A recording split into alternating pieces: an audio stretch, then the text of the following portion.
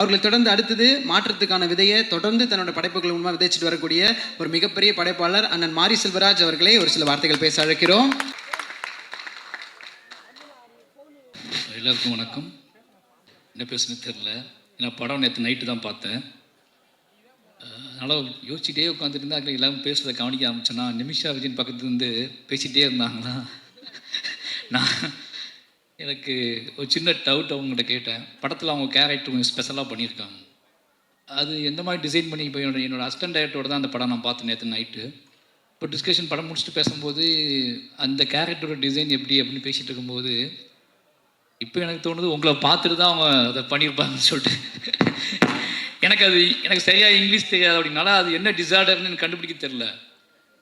அது கொஞ்சம் அசிஸ்டண்ட்டு கேட்டேன் என்ன டிசார்டர் அது அப்படின்னு கேட்டேன்னா அப்போ அது கொஞ்சம் என்ன சொன்னால் எது பயங்கர எனர்ஜியாக இருப்பாங்க, எக்ஸ்ட்ராவாக யோசிப்பாங்க, ஏதாவது ஒன்று எப்படின்னு யோசிச்சுக்கிட்டே படம் கார் ஓட்டிகிட்டு வந்தேன். இதை பற்றி நம்ம என்ன பேசுறது அப்படின்னு யோசிச்சிட்டே வந்தேன்.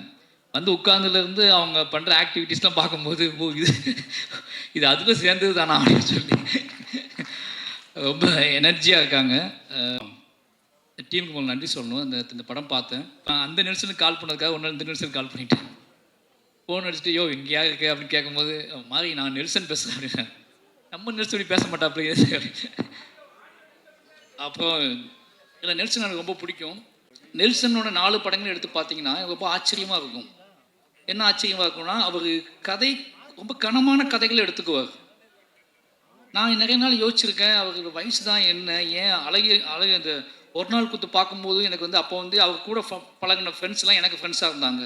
அவங்க எல்லோரும் நெல்சன் பேசும்போது ஒரு சின்ன பையன் மாதிரி நினச்சிட்டேன் நான்.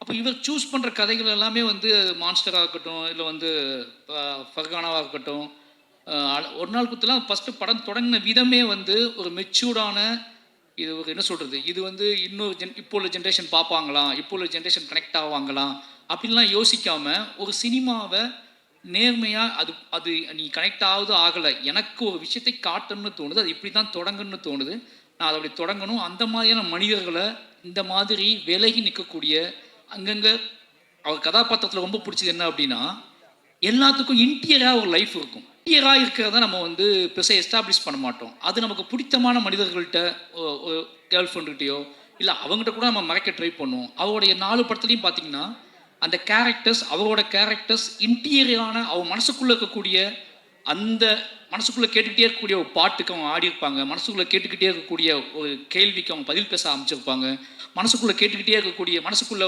வரைஞ்சிக்கிட்டே இருக்கக்கூடிய ஓவியத்தை வெளியே காட்ட ட்ரை பண்ணுவாங்க. இப்படியாப்பட்ட கேரக்டர்ஸ் அவர் கிரியேட் பண்ணுறாரு.